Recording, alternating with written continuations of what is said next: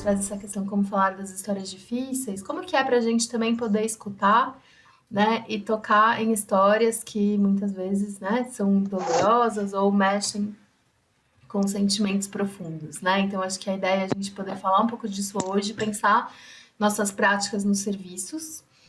Então a gente vai ter uma primeira parte com a exposição da Valéria e depois a gente vai poder ter um debate, trazer questões e comentários, né, poder fazer uma troca.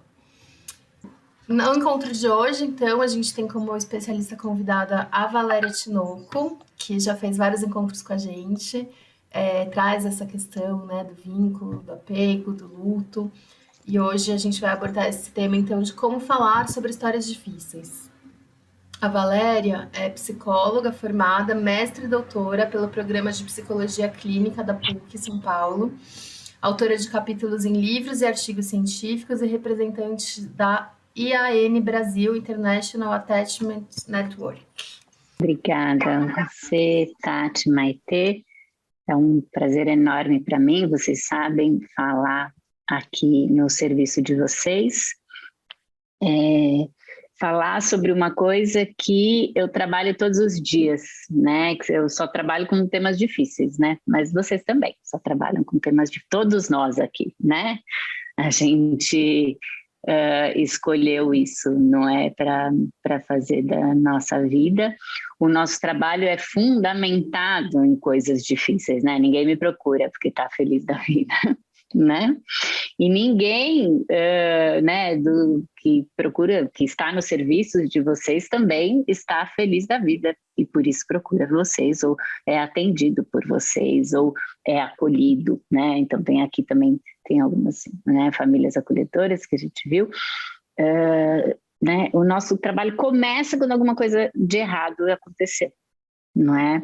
E às vezes, né, alguma coisa de muito errado. Né? Então, falar sobre como é que a gente pode abordar temas difíceis é algo que é muito importante na minha prática, porque além de eu sou psicóloga clínica, né? Então eu atendo no meu consultório e eu também dou aula e eu formo outros profissionais para trabalharem com essa temática que é a principal da minha carreira, que é falar sobre perdas, sobre morte, sobre luto, sobre rompimento de vínculos, né? E 10 aulas que eu dou, surgem perguntas, né? Por exemplo, como a gente fala sobre morte para criança, como que, né, num determinado assunto, né, vem uma pergunta, como é que eu respondo isso? A criança deve participar dos assuntos quando a família está, né, lidando com uma doença terminal, ela deve saber que tem um ente querido dela que está prestes a morrer ou não, deve participar dos rituais de funeral ou não, né? Eu me lembro uma época eu dava supervisão para instituições de acolhimento de crianças e aí tinha uma pergunta específica que veio, puxa, essa criança né, tá em medida de acolhimento, provavelmente essa família vai perder o poder familiar e o pai morreu, a gente fala ou não fala? A ideia de, não, então não vamos falar, porque ela nem vai saber, ela não está convivendo com esse pai, ou a gente vai contar ou não vai contar que um pai também, né, está com uma doença terminal, a gente vai dar a oportunidade ou não de se despedir, não vamos, porque ela já está aqui, já não está convivendo, né? Então, é muito comum essa dúvida de como é que a gente lida com esses temas que geram em nós, e a gente imagina que vai gerar também na criança emoções muito complexas, né? Normalmente associadas a sofrimento, né?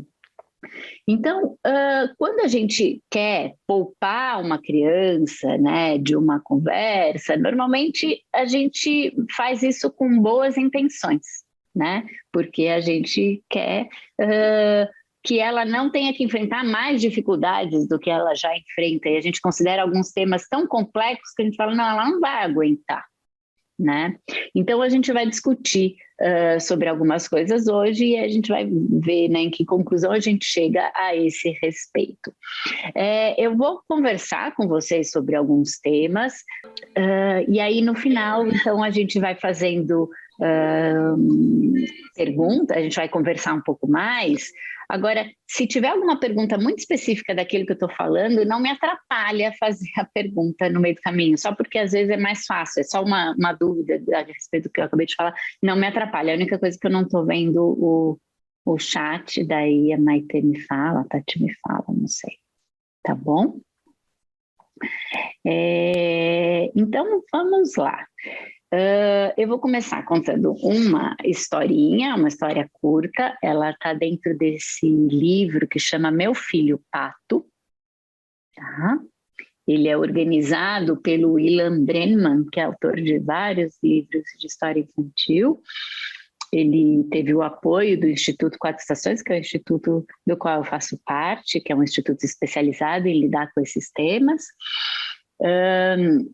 E aí são vários contos curtos escritos por diferentes autores. E o conto que eu vou falar agora para vocês se chama Pensamentos da Bexiga Murcha.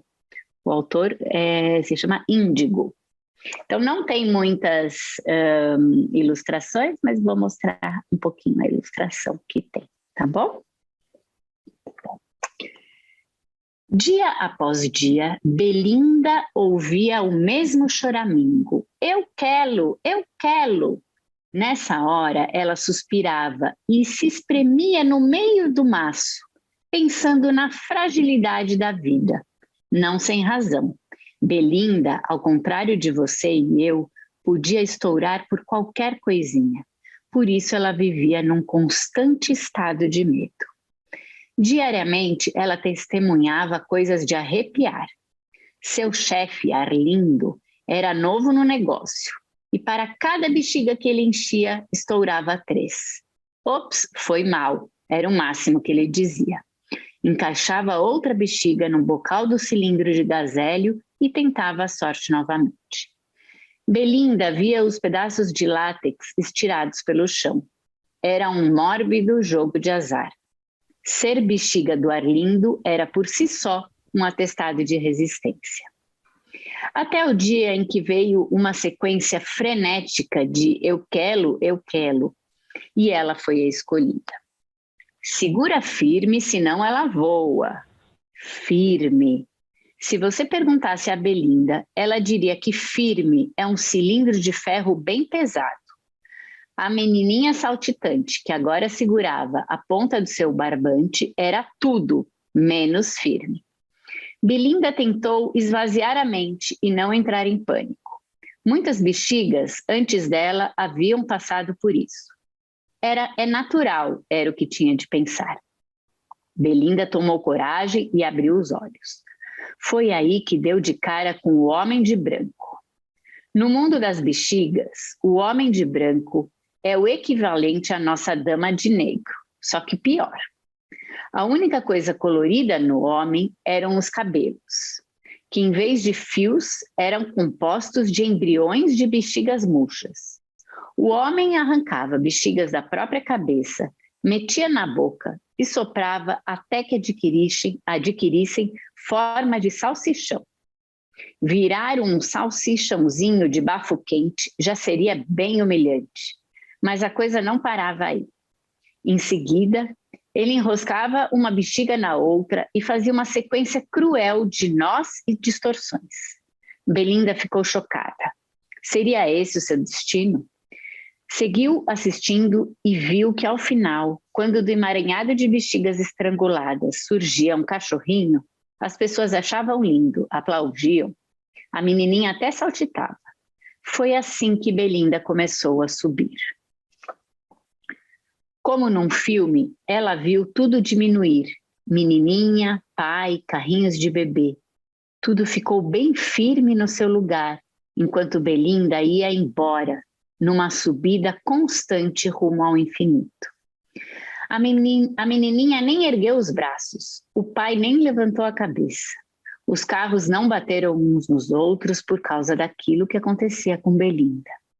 O mundo, na sua indiferença, mostrou que não se importava com aquela bexiga vermelha.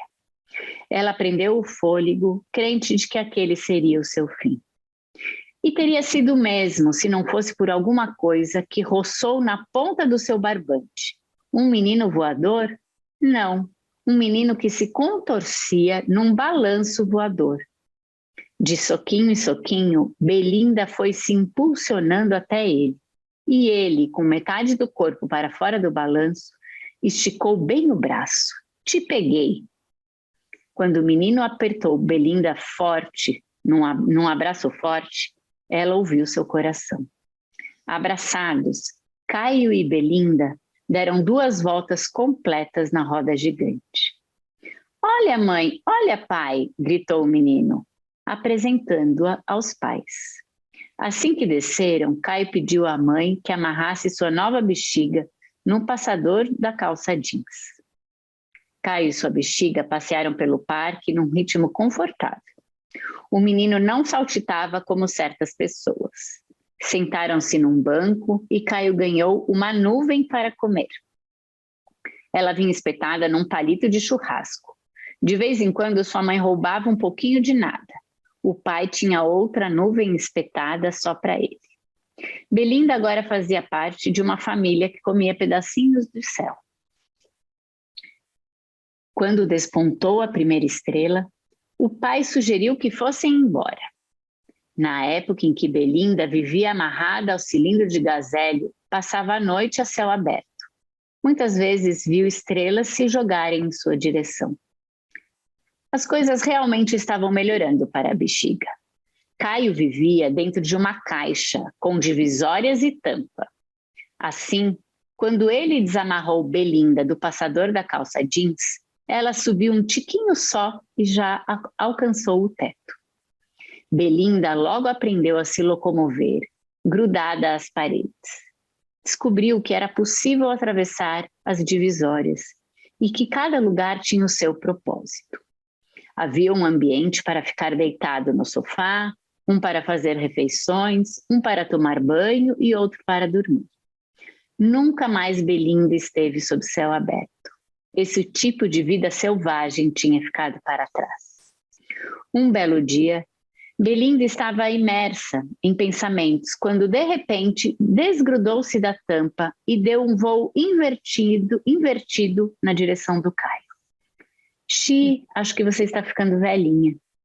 Era verdade. Ela tinha perdido aquele jeito tenso de antes, sempre prestes a estourar por qualquer coisinha. Agora andava mais relaxada, passou a dormir nos pés de Caio, feito um gato. Pouco tempo depois começou a rolar pelo chão, como gente mesmo. Aliás, Belinda foi adquirindo uma aparência diferente. A flacidez foi uma bênção em sua vida.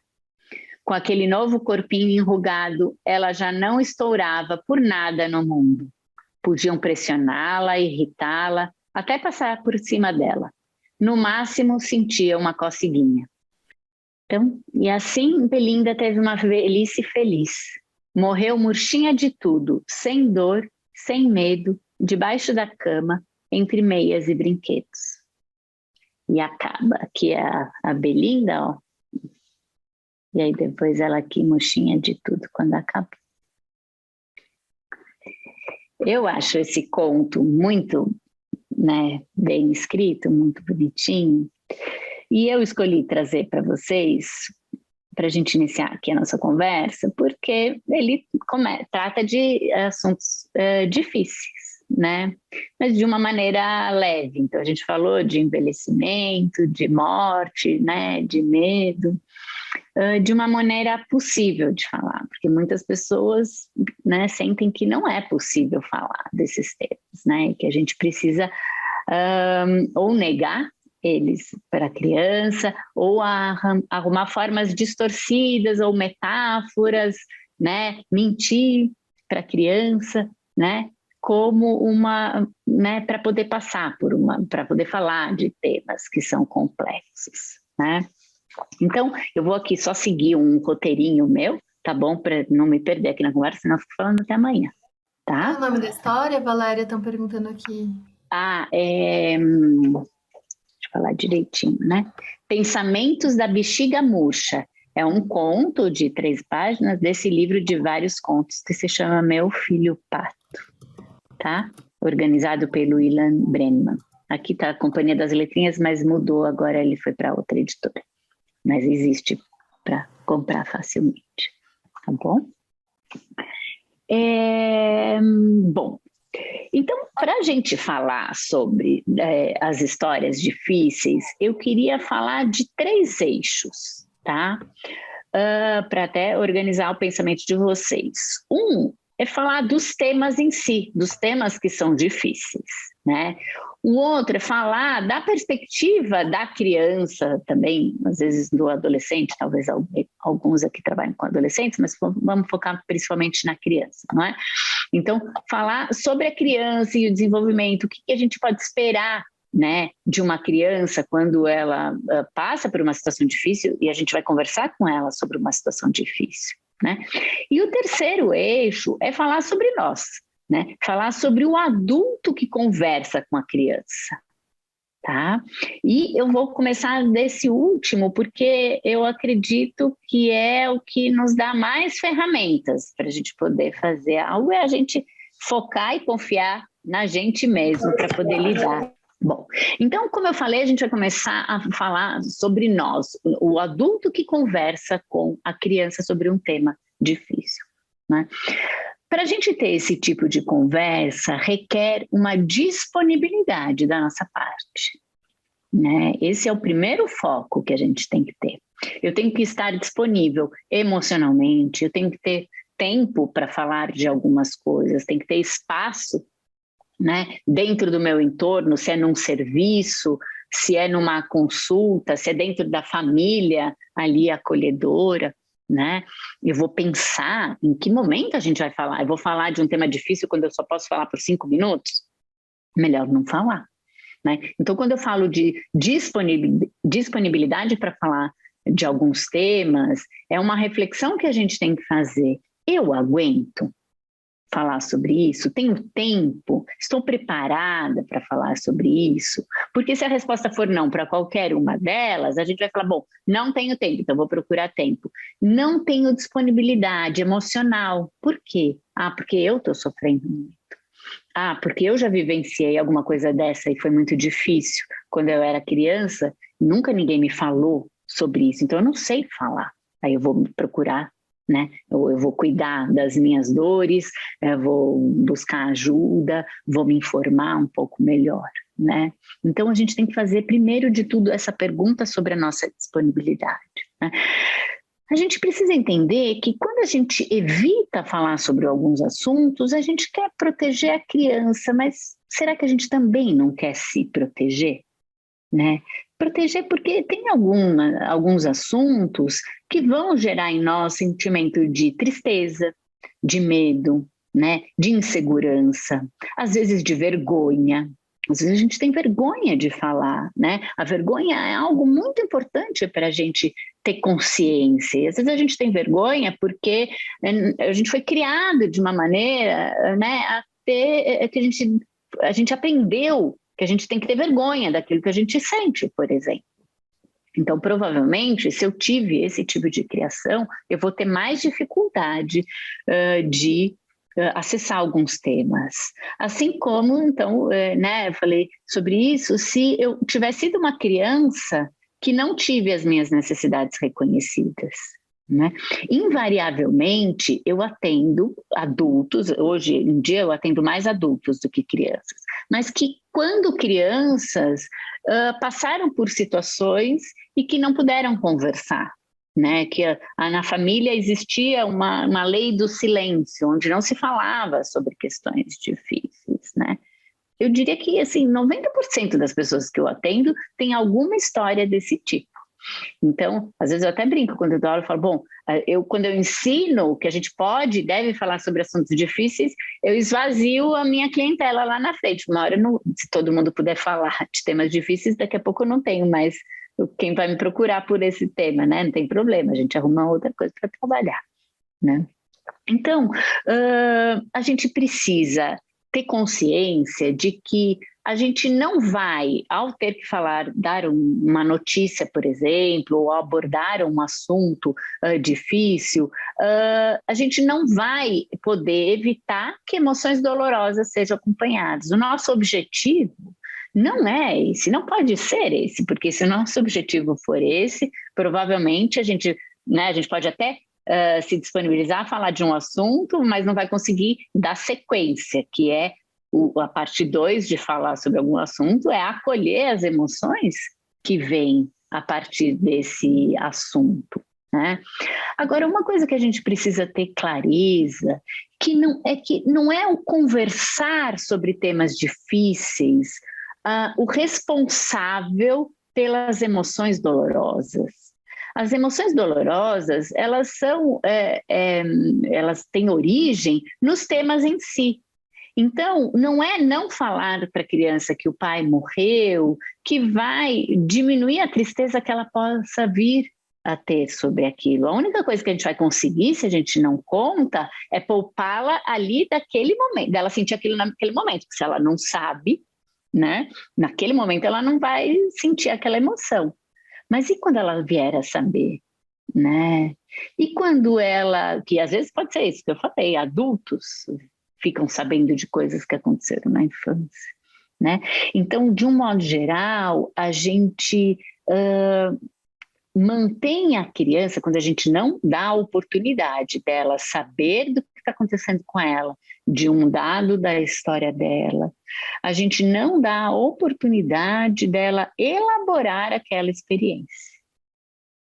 E a gente sabe que o acúmulo de experiências não elaboradas, né, de experiências difíceis não elaboradas, vão impactar enormemente na saúde mental dessa criança, no desenvolvimento dela, principalmente no que se refere aos vínculos, né? Então, como é que ela vai se vincular a alguém, confiar em alguém, entender o que se passa com ela mesma, se ela vive ali né, cheia de mistérios, cheia de lacunas, cheia de partes da história que ela não dá conta de entender, né? Então, eu acho que os serviços de vocês, muito do que vocês já fazem, né? Por exemplo, né, o próprio Instituto Fazendo História, quando começou a ideia, né, trabalhar a história das crianças, o objetivo maior era o quê? Para poder preencher essas lacunas, dizer para essas crianças que a história delas, apesar de difícil, né, de serem histórias difíceis, são histórias que elas podem dar conta de caminhar com a própria história. Né? É isso que a gente precisa entender. Caminhar com lacunas me impede de fato, caminhar. É como se eu tivesse um quebra-cabeça que tem duas peças lá que não existem. Quem já montou quebra-cabeça enorme e no final descobre que não tem duas peças? É horrível. Não dá para você ficar satisfeito, falar, não, eu tinha 1000 peças, né, 998 estão aqui, aquelas duas, né, não importa que seja só duas e tem 998 lá, né, aquelas duas incomodam muito, impactam enormemente, né. Então, quando a gente se disponibiliza, né, para conversar com uma criança, não é a gente que está trazendo o sofrimento. Isso é uma coisa, algo muito importante para a gente pensar, né, no adulto, porque o adulto ele sente que é ele que ele é o portador das notícias ruins, né, e que então nesse sentido ele não quer ficar nesse lugar, né, mas o que a gente precisa entender é que a gente não está a gente é portador da notícia ruim, mas a notícia ruim existe para muito além de nós mesmos. Né? Eu sempre gosto de contar e usar uma expressão de uma mãe que me procurou há muitos anos atrás, quando ela perdeu o marido num acidente, e ela trouxe o filho de 3 anos para passar em atendimento comigo. E ela falou, Valéria, eu tenho medo de que ao trazê-lo para terapia, algo de mais horrível aconteça. Ela usou essa expressão, mais horrível, E eu, né, isso tem mais de 20 anos. E eu continuei usando, porque eu achei muito interessante, né? Algo de mais horrível. Eu falei para ela, o que que é o mais horrível que aconteceu na vida do seu filho, né? O mais horrível é ela ter perdido, essa criança ter perdido o pai nas condições em que perdeu. Né? Então, o meu trabalho, o nosso trabalho, né, seja, né, nos serviços de acolhimento, né, os técnicos todos, é tornar aquilo que é o mais horrível menos horrível. É muito importante a gente entender que o mais horrível já está, é aquilo, né, pelo qual o nosso trabalho começou.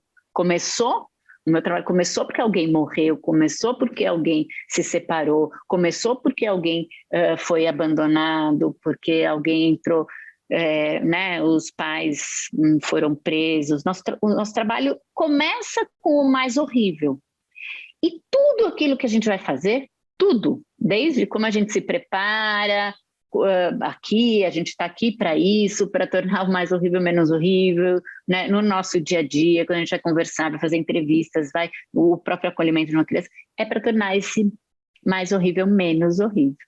Né? Então, eu acho que a gente não falar sobre os temas difíceis, não faz com que eles desapareçam e não torna eles menos horríveis. Né? Então, quando a gente poupa a criança daquilo que pertence a ela, a gente está contribuindo para que ela não aprenda a enfrentar aquilo que diz respeito a ela.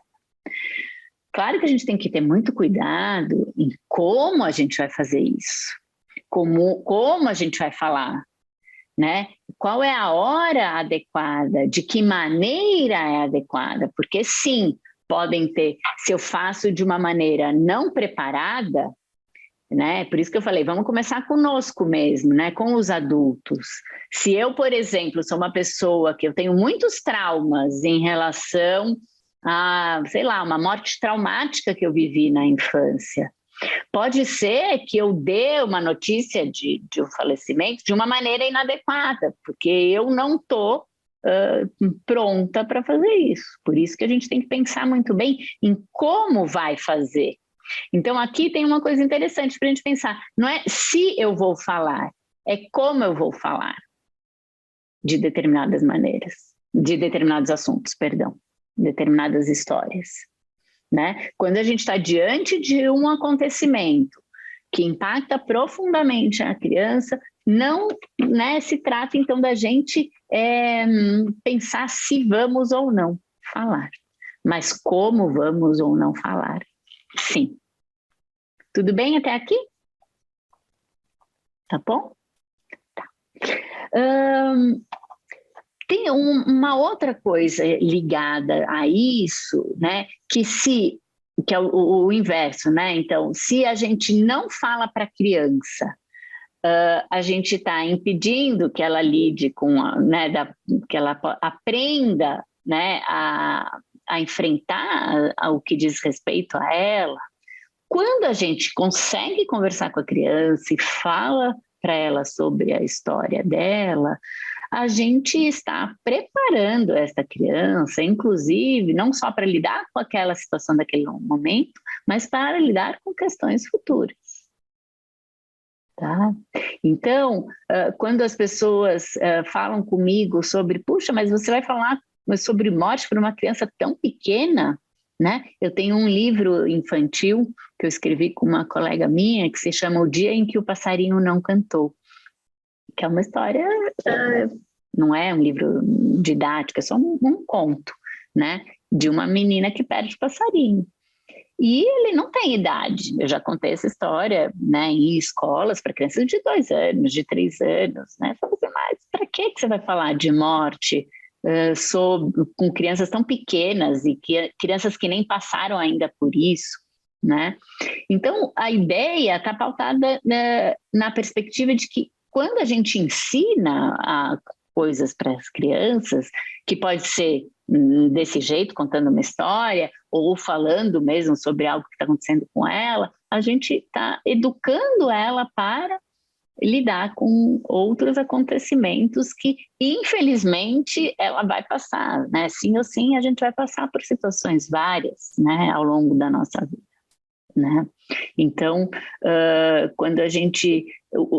esse aspecto futuro também está envolvido quando a gente se prepara para contar uma história para uma criança ou falar com ela sobre um assunto difícil, essa ideia de que futuramente aquilo vai ter um impacto positivo.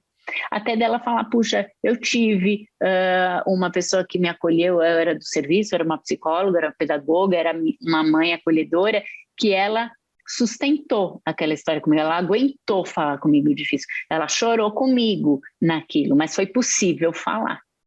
Né? Isso tem uma marca importante, né? Assim como também vai ter uma marca importante se não, ninguém falava comigo sobre aquilo, todo mundo fingia, não, todo mundo com cara de paisagem, né? Ali acontecendo, parecia que ninguém estava preocupado com o que estava acontecendo, né?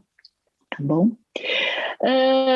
Então agora eu queria falar do segundo aspecto, que é dos temas difíceis em si, né? Como eu falei, muitos temas provocam uma tristeza, medo, insegurança, né? Raiva, né? Vergonha, como eu disse também, né? Então, que são sentimentos difíceis da gente abordar numa conversa, né?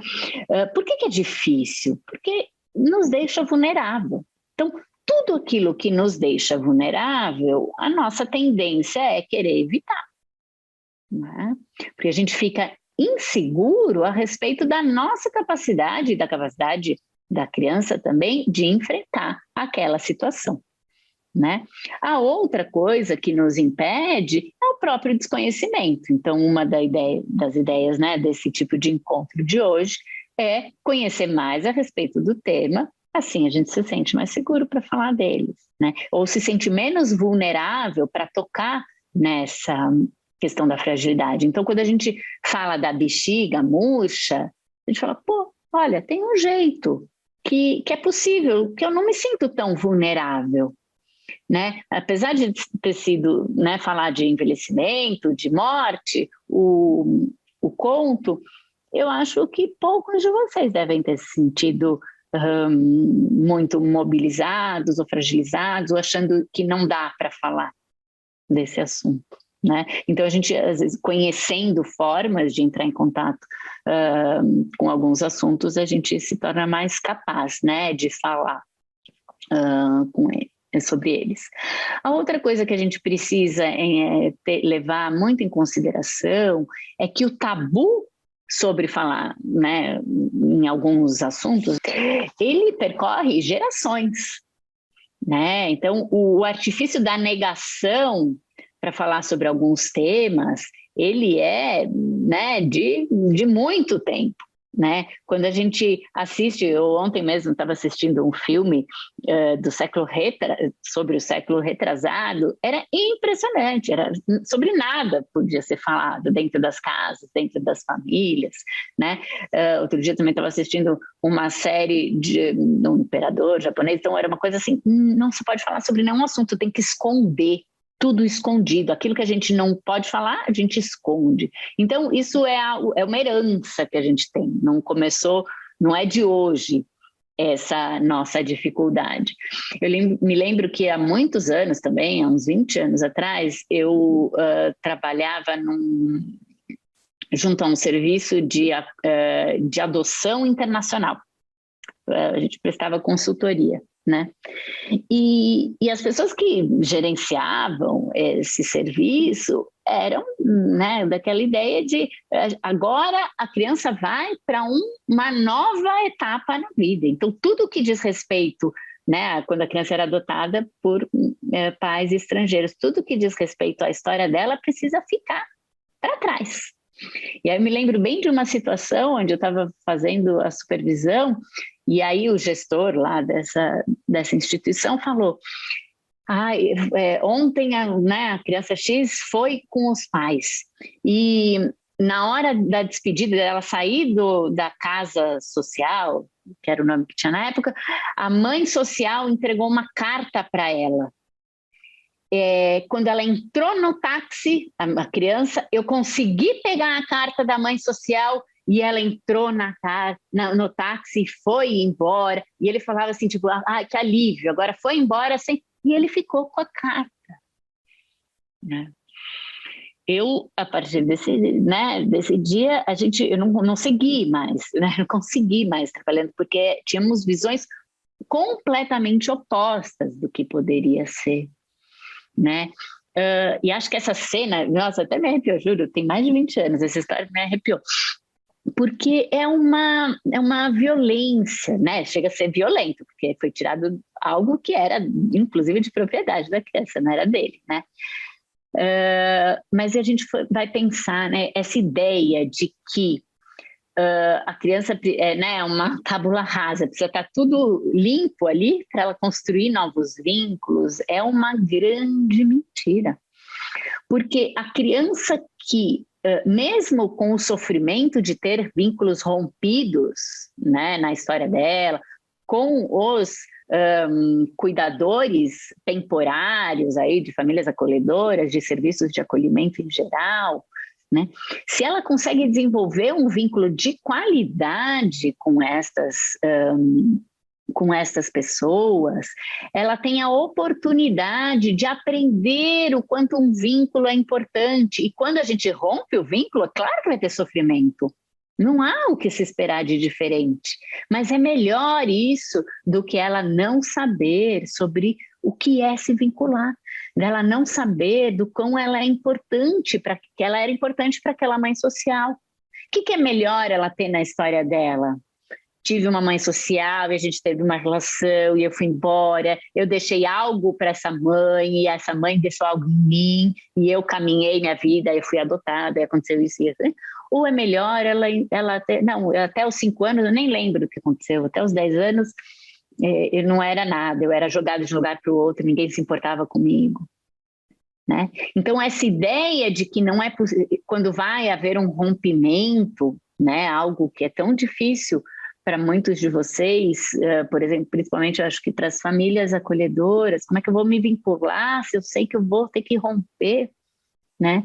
É muito mais interessante ter essa oportunidade de um vínculo, de experienciar uma relação de amor, de cuidado. Vai ter rompimento, aí eu vou aprender a lidar com esse rompimento, com sofrimento, óbvio que é com sofrimento. Quem aqui já rompeu um vínculo e não sofreu? Né? Então a gente não tem que esperar o não sofrimento, ao contrário. Eu no meu trabalho, eu falo isso para alguns pais, quando vem os pais, não, ela está sofrendo muito, está sendo muito difícil, eu falo, ainda bem. Isso quer dizer que ela se vinculou, isso quer dizer que a gente está falando de alguém saudável, porque quando a gente se vincula, a gente não quer perder, ninguém aqui quer perder. Né? Mas isso é sinal de saúde emocional, porque se eu me vinculo, eu me ligo e eu rompo e eu não sinto nada, esses são os casos mais graves. São casos que já não acredito mais na possibilidade da relação. Né? Então, na verdade, a gente não tem que temer o sofrimento do rompimento, a tristeza diante de um tema difícil, de uma separação. Né? A gente tem que temer muito mais aquela criança que não consegue se vincular, não consegue ligar, não consegue se ligar. Esta não vai sofrer, provavelmente, diante de um sofrimento, mas ela também não vai ter se vinculado. Né? Tem um psiquiatra inglês que já está velhinho, mas ainda vivo, se chama Colin Parkes. Ele é uma das pessoas mais importantes para falar sobre luto, tem livros dele traduzidos para o português. E ele fala que a dor da perda é o custo do compromisso. É uma frase importante essa. A dor da perda é o custo do compromisso. A gente só perde aquilo que a gente tem. Então, a única forma de não sofrer diante de rompimentos, diante de afastamentos, é se a gente não tiver.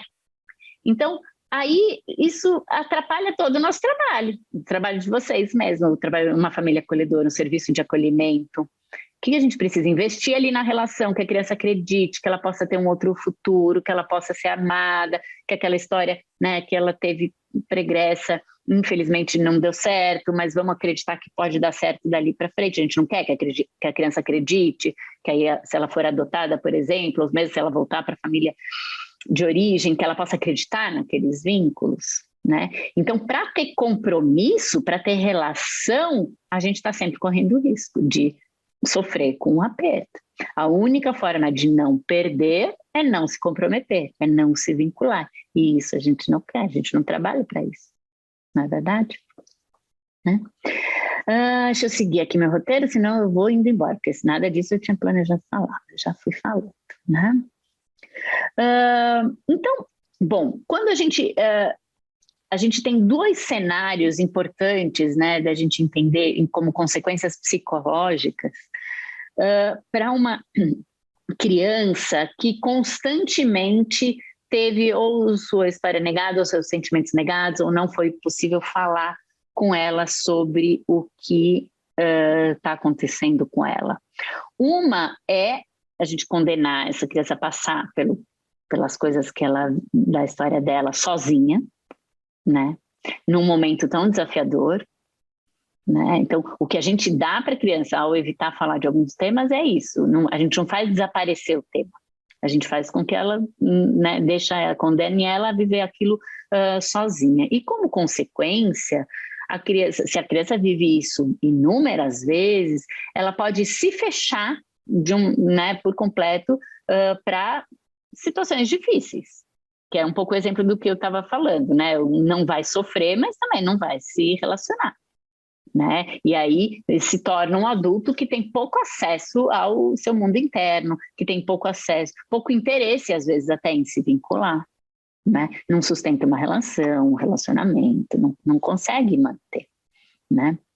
Podendo, inclusive, ir para um lado bastante grave de, né, se as relações não me importarem para nada, não vou entrar muito nisso porque é uma longa conversa, mas se eu me fechar completamente para não sofrer e as relações não me importarem para nada, vocês imaginam, né? Aí a gente vai para um campo da sociopatia, de uma delinquência, né? Porque quando não me importa nada, o outro realmente não me importa, eu não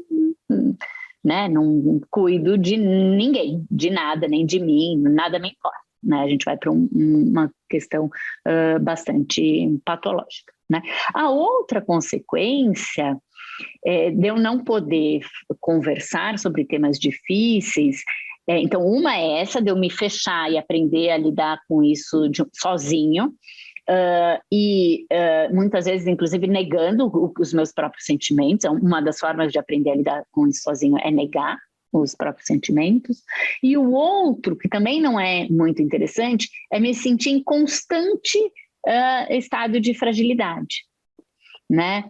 Então, quando, por exemplo, uma criança ela recebe meias informações, mas ela não fica segura, porque às vezes alguém vai lá e fala com ela, aí às vezes alguém fala, não, isso não é assunto para você, você não tem que perguntar. Ela fica sem aprender qual recurso, ela pode falar ou não pode falar, né? Às vezes ela manifesta uma emoção, ela é acolhida, às vezes ela manifesta, não é acolhida. Ela fica sem parâmetro. Isso faz, né, com que as crianças fiquem muito ambivalentes sobre os próprios sentimentos, elas ficam confusas sobre o que sentir, né? E elas ficam muito dependentes dos adultos, e aí porque como elas não aprendem elas mesmas né, eu estou sofrendo, eu falo do meu sofrimento, aí eu sou acolhida, eu entendo o meu sofrimento, isso não é rápido, obviamente, né, vai demorar, mas eu vou aprendendo, né, como que funciona o mundo, né. Se as coisas são confusas, às vezes eu tenho, às vezes não tenho, a criança fica constantemente num estado de alerta, achando que pode acontecer alguma coisa, né? Então, por exemplo, tem uma situação difícil, ela percebe que tem uma situação difícil, mas ela ninguém contou claramente para ela vai ficar num sinal de alerta, porque ela sente que está em perigo, mas não sabe exatamente pelo quê. Deu para entender? Eu estou tentando falar de uma maneira muito simples, estados emocionais que podem, então esse de eu me fecho, congelo os meus sentimentos, ou esse outro estado que vamos chamar aí de um estado permanente de alerta. Sei que acontecem coisas, toda hora pode acontecer alguma coisa e nunca relaxo, né, é como se eu nunca me sentisse segura, tá? Essas são as consequências, além daquela que eu falei mais grave, né? E aí, deixa eu olhar o tempo, tá bom? Queria falar um pouco mais sobre a criança, né? E como é que funciona esse processo dela se sentir capaz de superar aquilo que acontece com ela, tá? Então, basta a gente pensar, imaginemos nós adultos, quando a gente não sabe exatamente o que está acontecendo, é a nossa grande aflição. É claro que quando a gente passa por um período, por exemplo, eu descobri que um ente querido nosso faleceu, é terrível, né? É muito difícil, muito duro. Mas ficar sem saber o que aconteceu é muito mais angustiante. A gente tem uma dose aí aumentada, não é? De ansiedade, de angústia, a gente fica sem chão, né? É claro que diante de uma perda, algo que impacta muito a nossa vida, a gente também fica sem chão. Quem aqui já passou por uma experiência de perda, de luto, sabe do que eu estou falando, né? A sensação é de, nossa, como é que eu vou continuar? Não é? Para a criança é igual, ela também passa por isso. Agora, imaginem como é quando a gente tem segredos em relação àquilo do que aconteceu. Por exemplo, tem situações muito complicadas, alguém desaparece. Não sei se alguém já viveu uma situação como essa, é terrível, porque você não consegue construir uma nova forma de estar nesse mundo, que você nem sabe que mundo é esse. Você não né? Então, alguém que perde um filho, por exemplo, é terrível, né? Destrói. A gente fala, né, que é uma quebra o mundo conhecido daquela pessoa. E aos poucos, e às vezes é muito devagar, ela vai construindo esse novo mundo nessa nova realidade. Quando a gente não sabe o que aconteceu, por exemplo, pais que o filho desaparece, eles não sabem nem por onde começar essa construção desse novo mundo.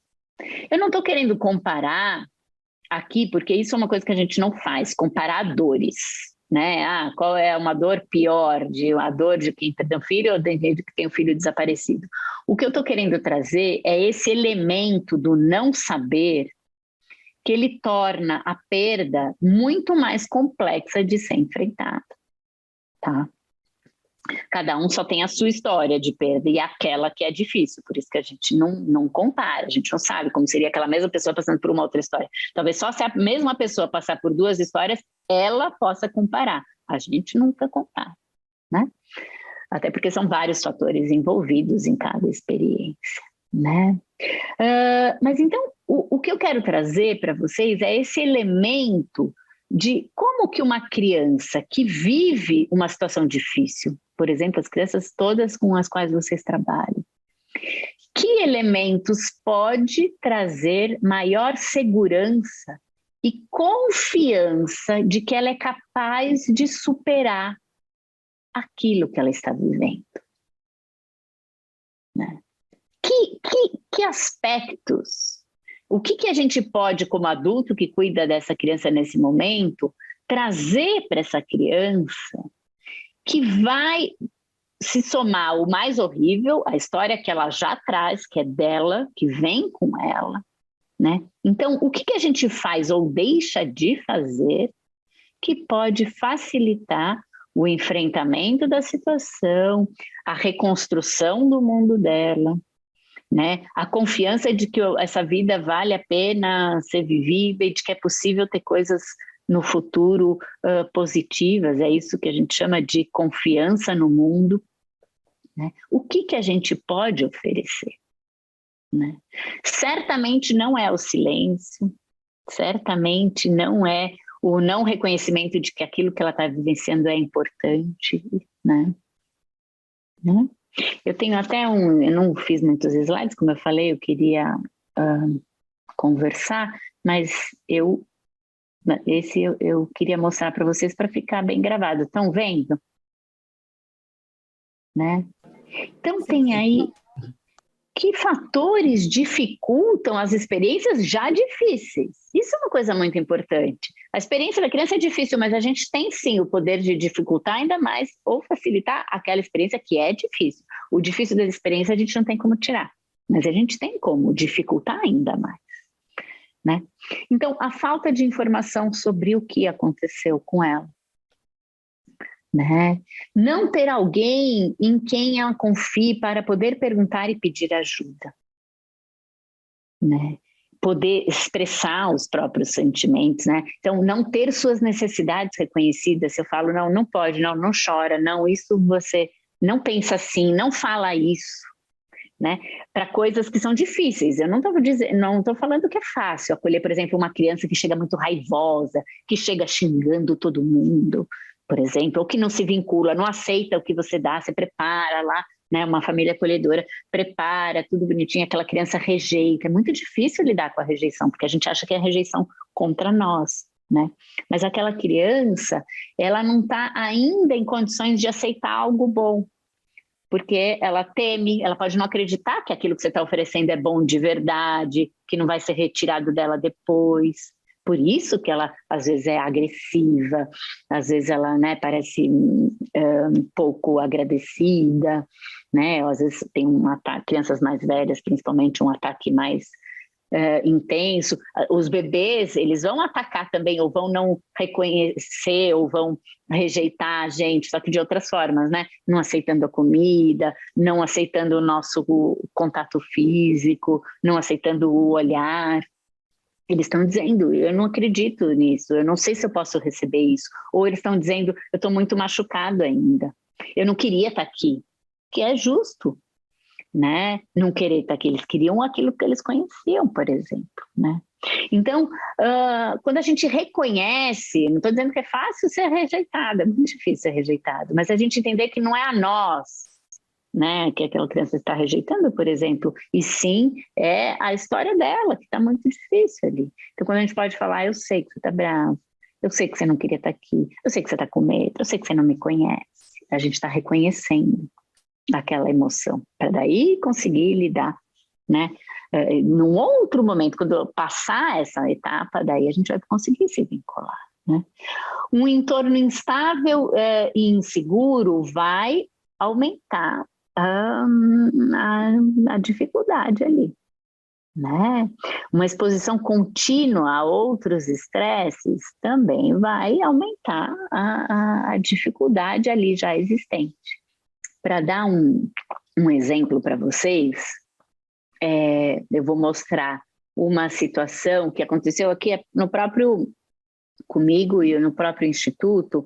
Às vezes o Instituto Fazendo História, Minha História, me chama para dar algumas supervisões para alguns casos, né? E aí tinha uma situação sobre uma criança que tinha sido já acolhida uma vez por uma família acolhedora, teve que ir para outra família acolhedora, que era temporária, daí ela ia para uma terceira família acolhedora e eles queriam minha ajuda para como é que faz isso, por aí para a terceira família, como que se separa da segunda família, que só aceitou ficar numa emergência, né, porque deu problema na primeira. São muitos os rompimentos, a família de origem que ia desacolher, no fim não ia acolher. Como é que a gente faz? O pedido era um pouco assim, como é que a gente faz para ir para a terceira família acolhedora sem que tenha muito sofrimento? No fundo era, claro, pensando no bem-estar dessa criança, que já tinha passado por muitos rompimentos. Daí, dali na hora, veio conversar comigo o pessoal dos serviços e as famílias acolhedoras, a 2 e a 3, né? E daí eu fui desenhando mesmo, eu sou péssima em desenho, mas eu fui lá fazendo os rabiscos, e aí a gente chegou até num formato de algo que eu vou mostrar para vocês agora, que depois virou inclusive uma técnica que eu utilizo bastante, tem até um artigo, depois eu posso passar até para o serviço, passo para a Maitê pode passar para vocês, virou uma técnica mesmo para usar em psicoterapia ou outros profissionais que queiram utilizar, né? Que é o mundo né, daquela, é um pouco esse aqui, né, virou isso, o mundo da criança, né, então vem essa folha em branco como modelo para poder ser preenchida, né. Vou encurtar, já vou mostrar aqui onde que a gente chegou, né, então para vocês, né, vim aqui, era o mundo de João, então a gente tinha o João aqui, esses dois aqui, JP e Ana, seriam crianças que eram, deixa eu me lembrar que agora já é um pouco, não estão os nomes, obviamente, para serem reconhecidos.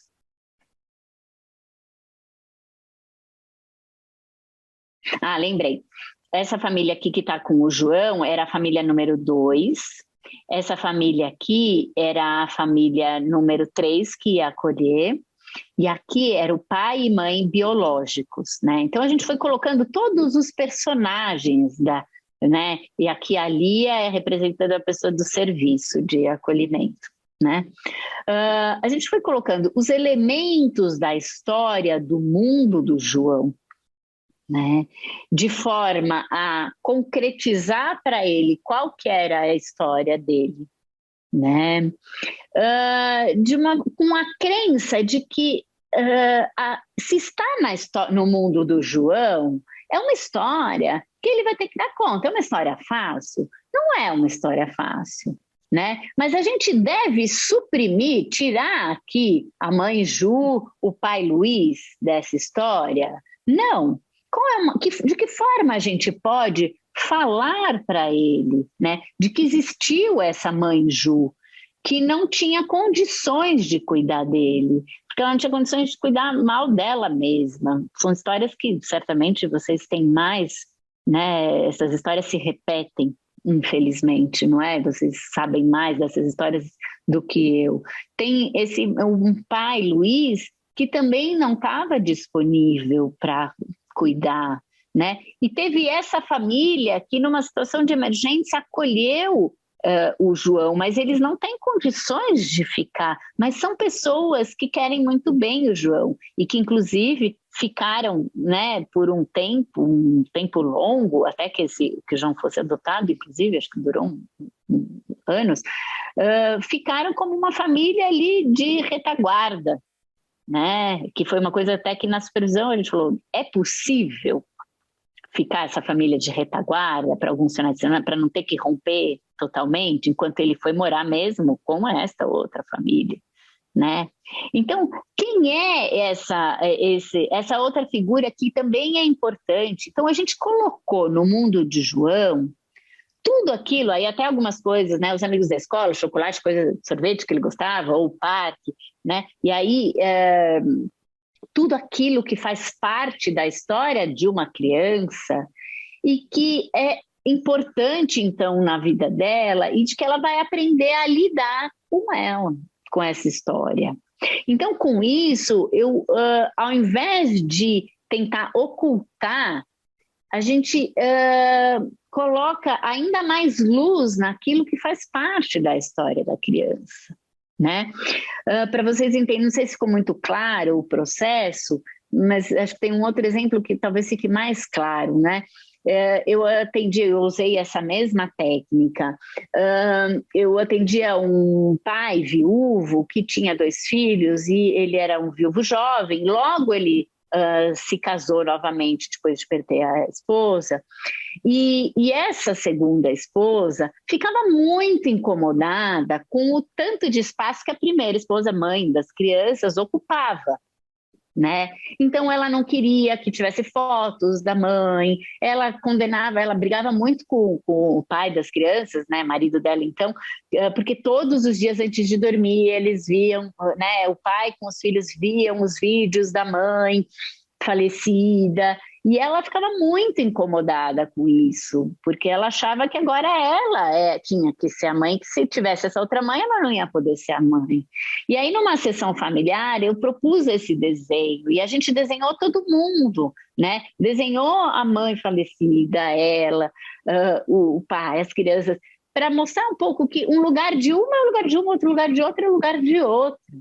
né? Então, ao contrário, quando se quer negar a existência daquilo que é difícil, a gente não abre mais espaço para o que está aqui. Ao contrário, a gente fecha, porque vamos pensar, né, nessa família, enquanto essa relação com a mãe biológica, não, com a mãe é biológica, né? A mãe falecida não tivesse espaço, essas crianças também não iam poder se vincular a esta nova mãe, né? Essa nova figura, né? Então, ao contrário de prejudicar os novos vínculos, incluir as relações difíceis, falar sobre isso, abre espaço. Isso é a coisa mais importante que eu queria falar para vocês hoje, né? Abre espaço para os novos vínculos, porque aquela criança aprende, né, a enfrentar aquilo que está no mundo dela, que aconteceu com ela, tá bom? Eu vou parar aqui para poder passar um último videozinho para vocês, uma última coisa, e acho que a gente abre para perguntas, senão não dá tempo. É um vídeo de 5 minutinhos que está disponível no YouTube, que é uma animação que foi feita em cima do livro que eu contei, que é o livro Dia do Passarinho, que um passarinho não cantou, tá? O objetivo de mostrar aqui para vocês é também dar instrumentos para vocês para falar, como a gente fala de coisas difíceis, né? Que isso é algo que, né, como a gente viu, tem como a gente se aprimorar e buscar ajuda para a gente se sentir então capaz de falar sobre o que quer que seja que a gente tenha que falar.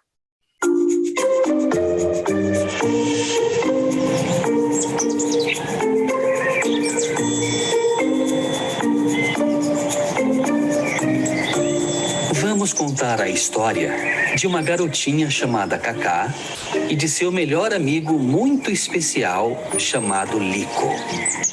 Lico é um passarinho muito alegre e gosta de acordar Cacá todas as manhãs com o seu canto. Hora da aula, Lico! Vamos! Cacá e Lico adoram passar o dia todo juntos.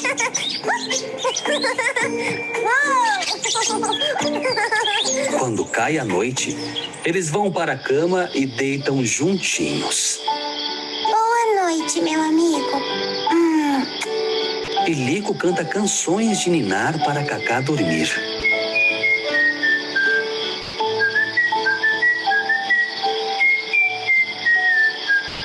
Certo dia, na saída da escola, Lico não estava esperando Cacá, como sempre fazia. Que passarinho mais chato! A gente tinha combinado de brincar depois da aula. Acho que ele não quer mais ser meu amigo. Nunca mais vou brincar com ele. Mas quando Cacá voltou para casa, levou um susto. O que aconteceu, meu amigo?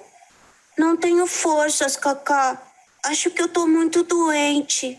Pobre Lico. Acho que eu fui muito má por ter dito que nunca mais íamos brincar juntos. Vou chamar o Dr. Silva para cuidar dele. Ele vai ficar bom rapidinho. Ele tem uma doença muito grave. Como assim, doutor? Por causa dessa doença, o corpo dele não está funcionando muito bem. E essa doença não tem cura. Ele vai morrer? Eu sinto muito, Cacá. E naquela noite, Lico não cantou canções de ninar para Cacá dormir.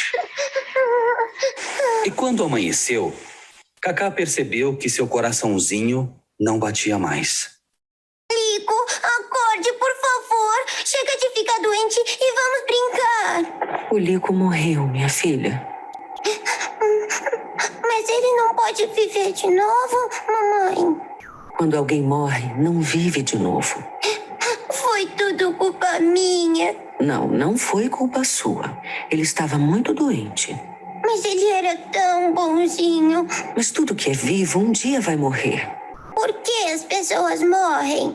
Porque por algum motivo o corpo parou de funcionar. Pode ser que esteja muito velhinho, ou por causa de alguma doença que não tenha cura, ou até por um acidente grave. Pobre Lico. Filha, agora precisamos encontrar um lugar para enterrar o Lico.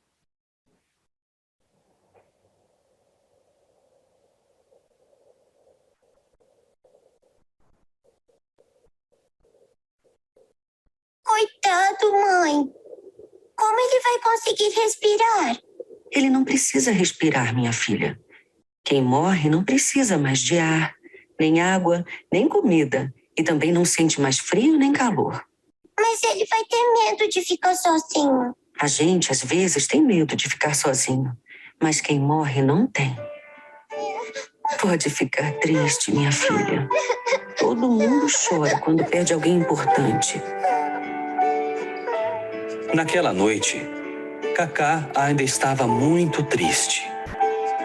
Mas logo pegou no sono e teve um lindo sonho. Ela sonhou que brincava com o Lico em um grande parque. E os dois estavam muito felizes.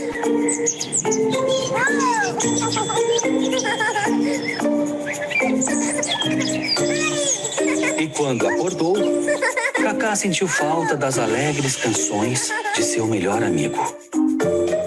E naquele dia, a caminho da escola, Cacá encontrou sua melhor amiga.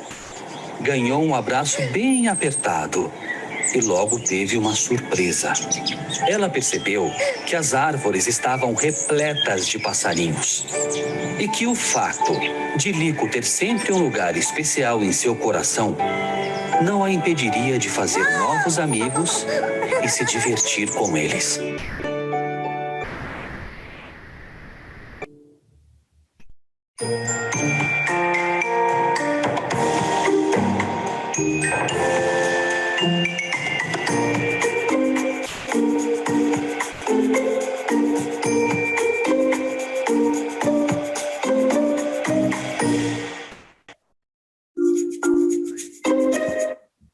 Muito bem. Então, esse é mais um instrumento que leva a gente a pensar como a gente pode, de fato, falar de assuntos bastante difíceis, né? Eu queria terminar dizendo que a gente busca, né, com esse trabalho de confiar que a criança é capaz de enfrentar aquilo que está no mundo dela, né, aquilo que acontece com ela, buscando uma sensação de potência mesmo, né? Então, é assim, se aquilo que eu falei até daquele círculo, né, se está no meu mundo, eu posso dar conta, por mais que seja muito difícil, não é sem dificuldade, mas essa sensação de dar conta, né? Quem aqui volta, né, a gente olhar para as nossas próprias experiências, quem aqui já passou por poucas e boas sabe do que eu estou falando, né? Do quanto é importante e quanto a gente também cresce, né, ao enfrentar as situações difíceis e dar conta delas. Tá bom? Então, acho que eu vou parar por aqui para ver se tem perguntas, se, né, a gente pode conversar um pouquinho a partir da experiência de vocês. Eu falei genericamente sobre assuntos difíceis, eu sei, às vezes dando exemplos mais de vocês, às vezes falando mais de perdas e luto, que é o que eu acabo enfrentando com mais frequência, mas com a ideia de que tudo o que eu falei aqui pode ser utilizado, né, na prática de vocês, tem coisas que acho que é comum aí, mas acho que tem pessoas com experiências diversas, né? Tá bom? Tem uma pergunta aqui que surgiu, Valéria, que fala assim, que você mostrou os slides das dificuldades. Tem dos elementos que facilitam? Tem sim, tem, né? Então, os elementos que facilitam, primeiramente, são o contrário dos que dificultam, né? Então, ter as suas necessidades reconhecidas, ter os seus sentimentos validados, né? Então, eu sei que você está com raiva, eu sei que, né, você deve estar muito bravo, você está muito triste. Então, validar, né? Mostrar para a criança que aquilo que ela sente é válido, né? Ter uma pessoa com quem ela possa contar, em quem ela possa confiar. Às vezes, no início de serviço, no início de acolhimento, isso é um pouco difícil, porque a confiança é algo que se estabelece com o tempo, né? Mas sempre tem um início para isso. Eu me lembro quando eu dava aula frequentemente para serviços de acolhimento, teve uma vez um participante que falou: Nossa, Valéria, eu estou aqui parando. Ele fazia parte, ele participava ele era da triagem, então ele de fato só recebia a criança e depois não entrava, não seguia, ele fazia a triagem, caminhava e tal. Ele falou: Nossa, eu me dei conta que eu nunca falo o meu nome quando eu recebo uma criança, né? E falar um nome é uma porta de início, né? A primeira é o início, né? De uma relação, de eu poder falar. Tudo começa assim, né? Essa é a Valéria, ela vai te falar, ela faz isso, não é? Foi assim que a gente começou aqui hoje. Então, poder, por exemplo, num serviço falar: Olha, eu sou a Valéria. Eu sei que é um processo muito difícil, deve estar muito cansado, sem entender muito bem o que está acontecendo, mas eu vou te acompanhar por enquanto, ou eu vou te acompanhar até que essa situação se resolva. Isso é uma postura que promove confiança, que promove segurança. Eu só vou ficar aqui hoje à noite, amanhã quem virá vai ser fulano de tal, porque às vezes é assim, né? Tem que ser do jeito. Tem que lidar com a realidade, mas não a gente fala e depois desaparece, aí vem outra pessoa e não fala o nome, não sei quem é. Por exemplo, isso não dá segurança. Então, ter alguém em quem confiar, né, a gente tentar minimizar as mudanças, né? Então, aquilo que tinha lá, estresses que continuam, a gente limitar. Claro que seria ideal lá para o João ficar na primeira família acolhedora, não passar por 3, esse seria o ideal, mas a gente sabe que nem sempre a vida acontece da maneira ideal, né? Então, a gente vai sempre no possível, então, o quanto possível, a gente vai evitar novos rompimentos, a gente vai evitar um ambiente com muitas mudanças, a gente vai comunicar a criança de mudanças, inclusive bebês, né? Inclusive, tem uns estudos lindíssimos de trabalhos com bebês, né? Então, poder contar a história para o bebê do que está acontecendo, né? E aquele bebê que eu sei que você está reagindo, está difícil, mas vou cuidar de você. Hoje, a partir de agora, não serei mais eu, você vai para tal lugar. Contar a história para esse bebê. Então, tem estudos que conseguem quantificar, monitorar isso, né? Para poder dizer, olha, faz diferença falar ou não falar. E sempre o falar e o contar de uma maneira adequada e cuidadosa é melhor. Uhum. A Marisa colocou 2 comentários aqui. Eu vou ler. Aí, Marisa, se você quiser falar também, para ir conversando com a Valéria, ela colocou assim: um filme que ajuda os adultos a pensarem na importância de falar sobre os temas ou vivências difíceis é O Príncipe das Marés. Aí ela completou embaixo aqui: há mais de 30 anos fazendo estágio na FEBEM, na rua Angatuba, vi muitos cuidadores dizendo às crianças que não podiam chorar. Acho que hoje a situação é melhor, mas ainda vejo às vezes a dificuldade dos adultos em falar sobre sentimentos mais difíceis das crianças e adolescentes acolhidos. Boa dica essa de filme, Marisa. E é verdade, eu concordo com você que mudou muito. Por exemplo, eu vi até a carinha de vocês quando eu contei da história lá do táxi, que uma pessoa da adoção pegou a carta. Muitos de vocês fizeram assim, tipo, meu Deus do céu, há 20 anos atrás isso era comum, era tido como o ideal, a não vinculação, né, no serviço de acolhimento. Hoje a gente mudou bastante, assim como essa ideia do poder chorar, não poder chorar. Como sociedade, acho que a gente evoluiu, né? E a gente precisa continuar evoluindo, né?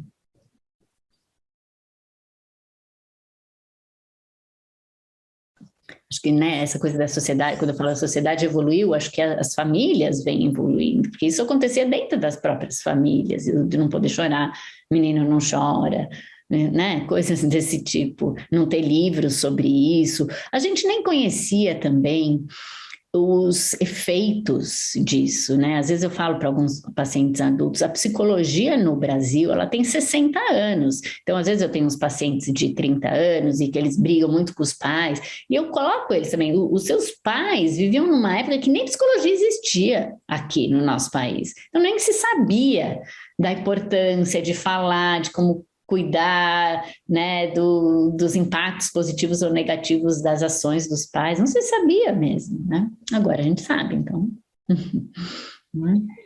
Meu nome é Jaqueline. Falando sobre acolhimento e contando um pouquinho da minha história, eu tenho 23 anos, cuido da minha irmã que foi desacolhida do abrigo onde eu trabalho, inclusive hoje. Porque, assim, nossa mãe faleceu tem 3 anos. Aí a nossa irmã ficava com a minha irmã mais velha. Aí teve um problema, ela acabou fugindo de casa e foi parar num abrigo. E aí eu consegui entrar e tudo, consegui pegar a guarda dela legal. Aí hoje ela mora comigo, né? Mora ela, que tem 12 anos, e meu irmão de 19, meu esposo. E aí, depois de um tempo, eu comecei a trabalhar nesse mesmo abrigo onde ela foi acolhida. E cada dia é uma história diferente, porque tem os acolhidos que vêm, né?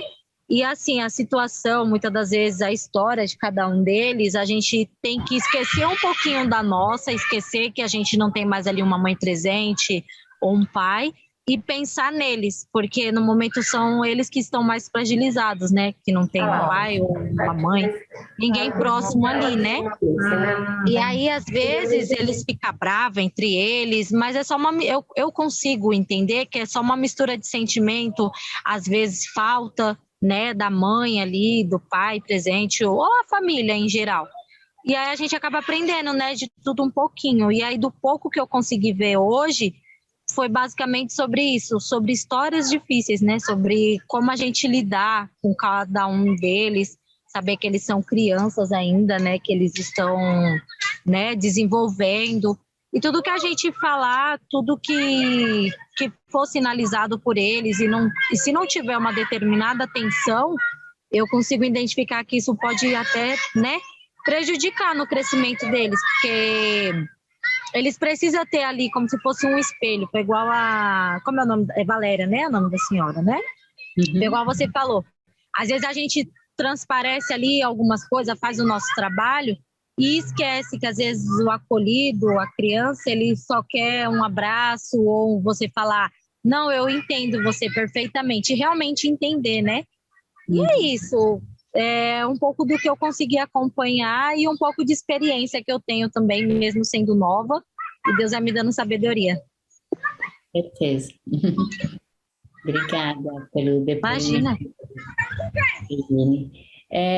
Eu costumo achar muito interessante quando a gente consegue usar a nossa própria experiência para entender o outro, partir, né, daquilo que a gente vivencia para pensar sobre o outro, não no sentido de misturar, porque se eu estou sentindo, o outro está sentindo, mas esse exercício, né, de, puxa, eu senti tal coisa nessa situação, o que será que o outro sente nessa situação? Normalmente, quando a gente faz, ao invés de tirar a nossa experiência de lado, a gente inclui a nossa experiência, a gente se torna mais capaz de observar também a experiência do outro, e isso é sempre... Isso mesmo. A Marisa continuou aqui e ela traz que tem um programa de família acolhedora que está sendo implantado na Vara da Infância e Juventude da Lapa. E você falou sobre algo muito importante, que é a necessidade de se formar vínculo e rompê-lo ao fim do programa.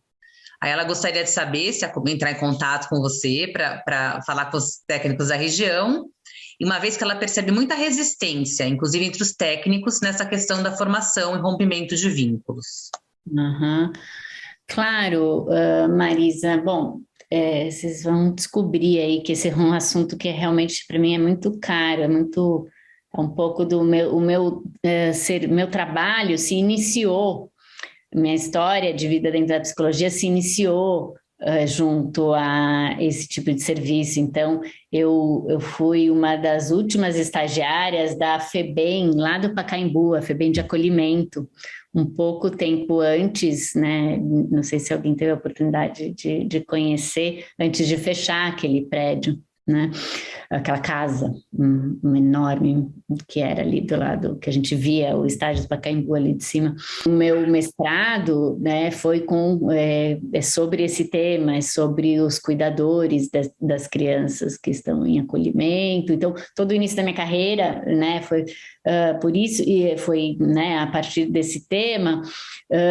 Então, mas hoje, na minha prática, no dia a dia, eu me afastei, eu acabo, né, atendendo outras situações, então eu gosto muito, vou com o maior prazer, Marisa.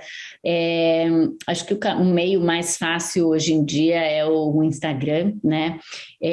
Valéria Tinoco, .psicologia, Valéria Tinoco tudo junto, .psicologia, né? Vocês podem conhecer também o Instagram do 4 Estações, Instituto de Psicologia, tem um site, tem no Instagram, a gente promove, né, muitas conversas sobre esses temas, muito estudos sobre formação e rompimento de vínculos, né?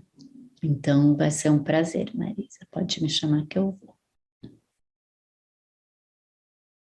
Esse é o único, parênteses, essa é a única coisa que hoje eu faço que eu aceito convites para falar fora do meu trabalho já de todo dia do meu instituto, é o único tema, é esse, porque como eu falei, é algo que eu sinto que eu preciso continuar contribuindo, né?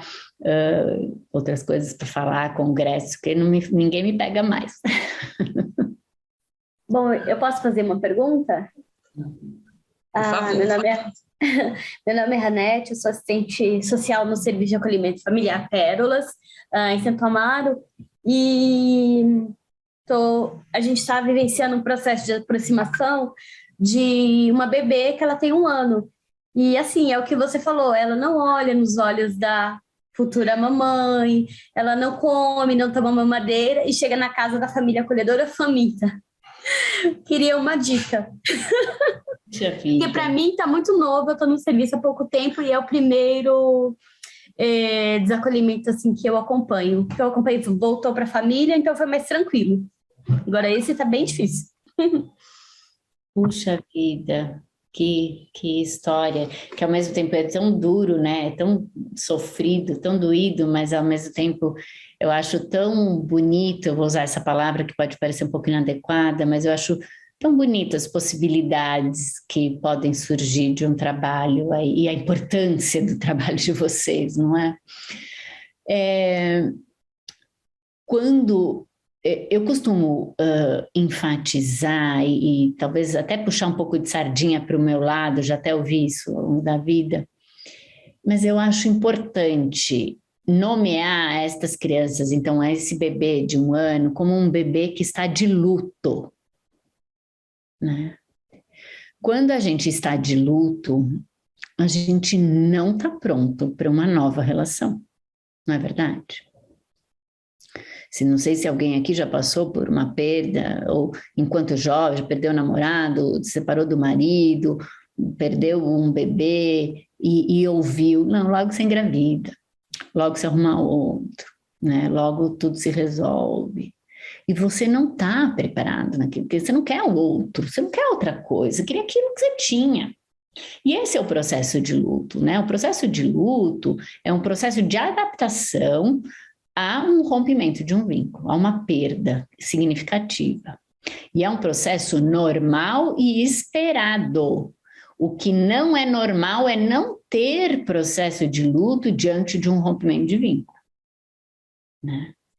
Então, essa criança, ela está resistindo a se vincular com aquilo que é novo, porque ela quer o conhecido. Todos nós, nosso aparato até biológico e emocional, ele é desenvolvido, a gente assim, né, quando nasce, a gente já sai da barriga da mãe desse jeito, preparado para se vincular com aquilo que é conhecido, mesmo quando o conhecido não é bom. E esse é um dos grandes problemas, né? Quando a gente, né, tem, às vezes, crianças que são acolhidas, por exemplo, que estavam numa situação muito precária, com a família de origem, estava numa condição, né, em situação de rua, de violência, e elas ainda assim querem, as crianças que fogem, as crianças, né, que não aceitam, querem o antigo, porque o conhecido, no conhecido eu já sei o que esperar. Eu já sei como funciona. O novo, mesmo que o novo seja melhor, eu não sei como funciona. E por um período, às vezes longo, eu não estou aberta para o novo, enquanto eu estou ainda vinculado ao que eu tinha, né? Então, até que eu me sinta em confiança, sinta que aquilo é seguro, eu não vou aceitar o que tem de novo. Então, eu gosto de olhar, de pensar nessa criança, que ela tem um bom sistema de proteção. Ela está se protegendo daquilo que ela não conhece.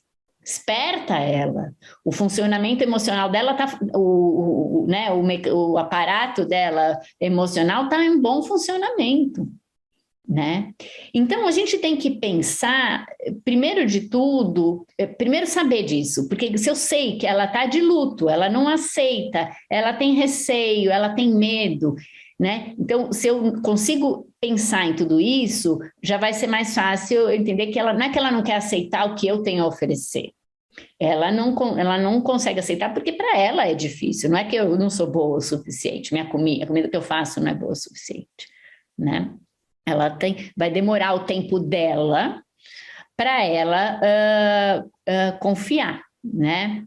Então, quando eu paro de brigar com essa ideia de ela tem que confiar, será que ela tem que aceitar o que eu tenho que oferecer, eu já paro de, né, daquela briga. Então, isso já vai trazer um ambiente mais mais tranquilo para ela conseguir interagir. Então, na interação, eu posso começar, não começo oferecendo, porque eu já tive uma experiência, né, e de que ela não aceitou. Então, na próxima vez, eu já falo, por exemplo, olha, aqui a gente tem, se você quiser comer, eu preparei isso para você, mas se você não quiser comer, não tem problema. Por exemplo, ela vai ser... se eu faço isso, eu já estou validando o sentimento dela, de que eu entendo e eu aceito que talvez ela não queira muito papo comigo, né? E que está tudo bem ela ficar assim, sem se vincular muito. Então, se a gente pensar numa aproximação que vai vir muito devagar, e que eu vou tentar, né, não cruzar uma linha, e eu vou dar para ela alternativas, mesmo que seja uma bebezinha, né, uma menina pequena. Então, eu vou pensar numa comida, primeiro, fácil de comer, fácil de pegar um bocadinho, uma coisa que seja fácil de pegar com a mão, que não requeira, por exemplo, sentar à mesa, pegar uma colher para comer, ou alguém que tenha que dar para ela, porque, concorda, é muita coisa. É mais fácil se eu puder me manter até fisicamente um pouco distante, pegar uma coisinha e pronto. Concordam que é muito mais fácil? Se a gente vai alimentar uma criança, eu pego uma coisa e tem ali um prato de uma coisa que parece atraente. Se você quiser pegar algum, você fica tranquilo, olha, eu vou deixar aqui pertinho de você, para assim, se você quiser, você pode experimentar.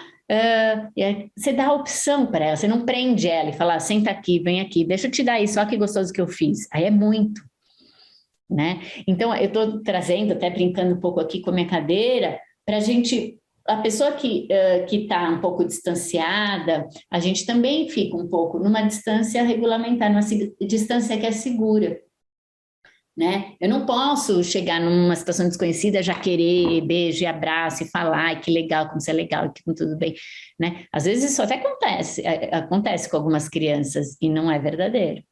Vocês já devem ter enfrentado isso, quem está em serviço de acolhimento sabe do que eu estou falando. A criança que já vem, já abraça, já vai, já pega, já fala que quer morar junto. A gente sabe que ali é uma sedução, é um medo desesperado para ter qualquer coisa e que não funciona, não é garantia de que vai funcionar bem, que vai se vincular, que vai dar tudo certo, né? A gente sabe disso, né? Então, a minha dica é essa, vá devagar, preste atenção nos sinais físicos, porque a criança que chega assim, encolhida, não quer olhar, não adianta você fazer lá todo um circo, né? Melhor é falar, olha, puxa, talvez você queira ficar no colo da fulana, que é a pessoa com quem ela está, com quem ela chegou, não tem problema nenhum. Hoje a gente nem vai ficar muito aqui, hoje a gente não vai fazer muitas coisas, eu só queria te mostrar uma coisa. Nossa, você já viu aquela janela, aquela árvore, aquele não sei o quê? Aí a criança está lá, né? Aí ela abre assim para olhar. Pronto, não vai forçar muito, porque ela vai fechar de novo, né? Só fala lá, olha, tem aquele passarinho. Fala com a pessoa que está com ela, segurando ela, se tiver, né? Ah, fulana, você já viu esse passarinho?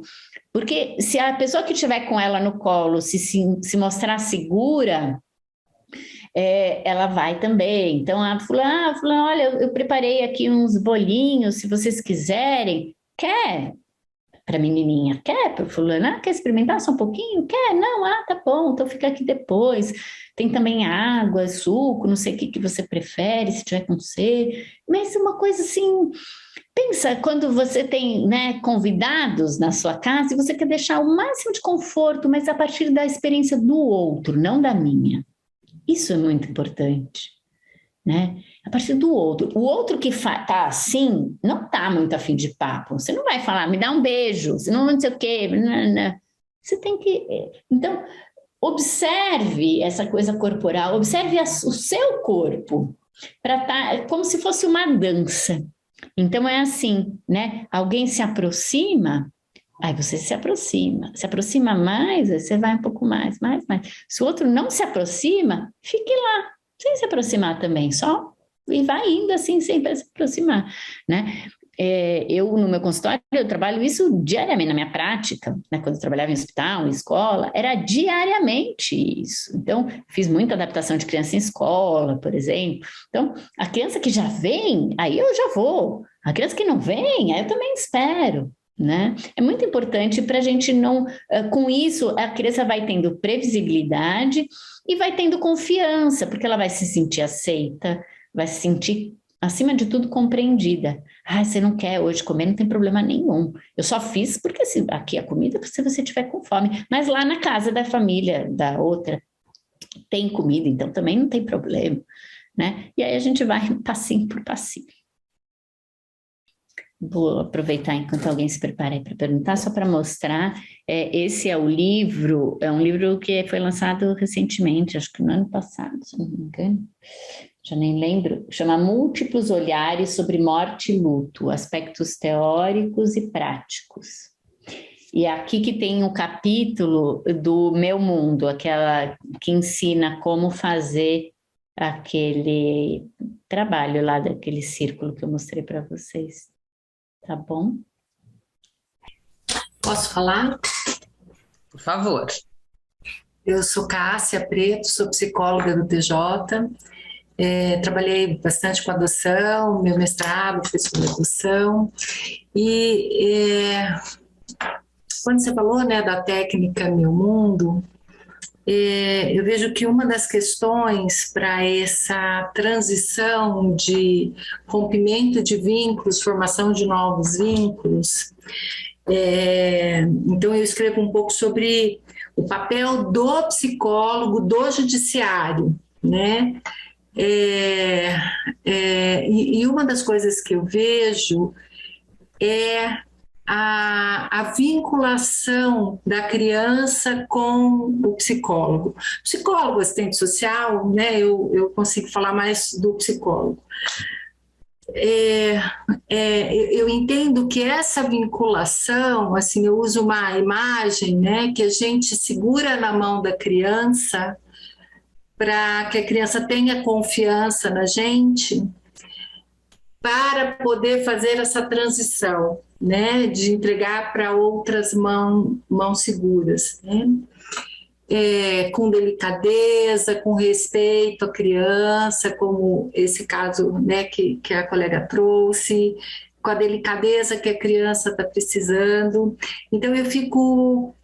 e eu vejo assim, que isso também não é fácil, não é lírico e não é fácil, porque são muito atores envolvidos, então os técnicos do serviço do acolhimento, os cuidadores, psicólogos, se é família acolhedora, toda a história da criança, a gente cuidando sabendo como é que está a destituição, se está, se não está, se está terminando, enfim, que é tenso, né? Tem uma questão tensa aí.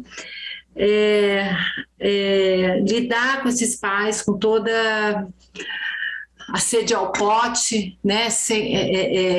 As necessidades deles, afetivas deles.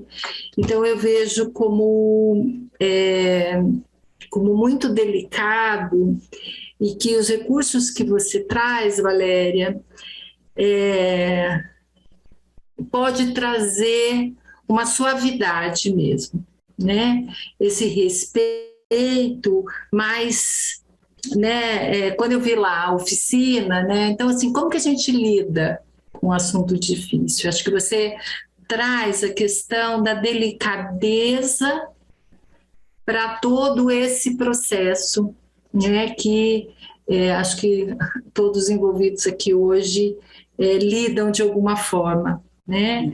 Em prol sempre dessa criança envolvida quando são essas temáticas, né? Obrigada, gostei bastante, viu? Obrigada, Cássia.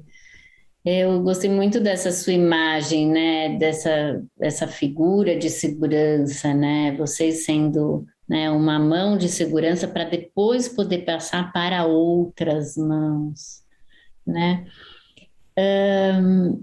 Dentro da teoria do apego, que é uma teoria da psicologia, que é a linha que eu mais estudo, que fala sobre a formação de vínculos, inclusive ela vai dizer que sem esse eixo de segurança, que é essa primeira mão que segura, a criança, e também isso a gente durante toda a vida, não tem condições de explorar o mundo, que é de se vincular, de se desenvolver. Então, para segurar estas outras mãos, né, se é da família adotiva, se é mesmo das pessoas dos serviços ou até da família de origem, é necessário que essa criança tenha algum eixo, né?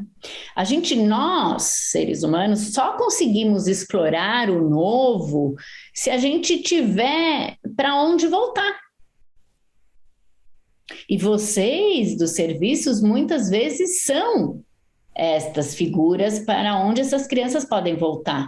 Até no processo que a colega acabou de falar, né? Ela vai conhecer e volta. É preciso saber que pode voltar e que ele pode contar, né? Então, a importância de cada personagem que aparece na história da criança, mesmo que é isso, é um encontro, cada sei lá quanto tempo, né?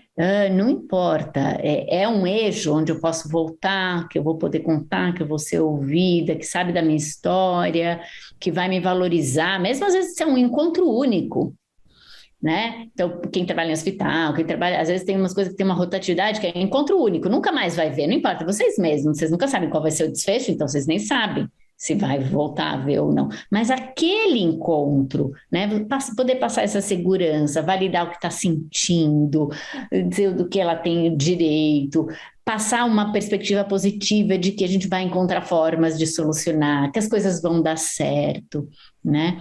Sem isso, fica muito difícil explorar o mundo e as próximas etapas, né? A história que vai seguir, né? E então, nisso que eu estou falando e na sua fala, a gente percebe que tem o quê? Um acreditar também no nosso trabalho, acreditar e olhar com bons olhos, e isso é fundamental. A gente acreditar que vai ter um jeito, o que a gente tem, por mínimo que seja, naquela história difícil, aquela história que a gente nem dói. Tem umas histórias que fazem a gente perder o sono, não é? Tem histórias que todos nós compartilhamos ultimamente, histórias assim que de tirar o sono. Você fala, meu Deus, o que está sentindo essa criança nessa situação, não é? Mas se a gente acreditar que tem algo que a gente vai falar, ou nossa postura, nossa delicadeza, a nossa amorosidade que a gente tem para o nosso trabalho, né, ou para entregar para as pessoas, essa confiança de que algum caminho vai existir, ela é essencial para os próximos passos. Então, a gente tem que conseguir encontrar isso em nós. Isso se a gente tem isso no nosso trabalho, a gente vai ter algo já para entregar, né? Porque se a gente não confiar, como é que a gente vai fazer a criança confiar que vai dar certo? E o confiar, eu não me refiro a vai dar certo aquela família que ela vai ser adotada ou aquela família acolhedora. Não, vai dar certo em algum momento. Inclusive, conseguindo acolher que talvez naquela família que a gente está se preparando, investindo, isso aqui, talvez não dê certo, não sabemos. Não é garantia, não estou falando de garantia, estou falando de uma confiança de que tem um caminho, que a gente confia no bem, a gente confia que a gente vai fazer o melhor, que a gente vai fazer as melhores escolhas, que a gente vai ter paciência, mesmo que dê errado na primeira vez, na segunda vez, na terceira vez, a gente vai ter uma quarta, a gente vai... É assim que a gente consegue viver, né? Na nossa vida mesmo, né? E com essas crianças também. Tem aqui, Valéria, alguns comentários falando da formação, que foi excelente, né? A Sandra dizendo que trabalha há 10 anos no TJ, a exposição tem sido muito enriquecedora para ela. Agora que a Patrícia falou que presta trabalho voluntário em instituição para adolescentes do município de Dias da Vila, na Bahia, e são muitas histórias de vínculos familiares rompidos. E a Elizabeth também trouxe, parabenizando pela formação, e ela trabalha no SAF Pérolas. Uhum. Obrigada.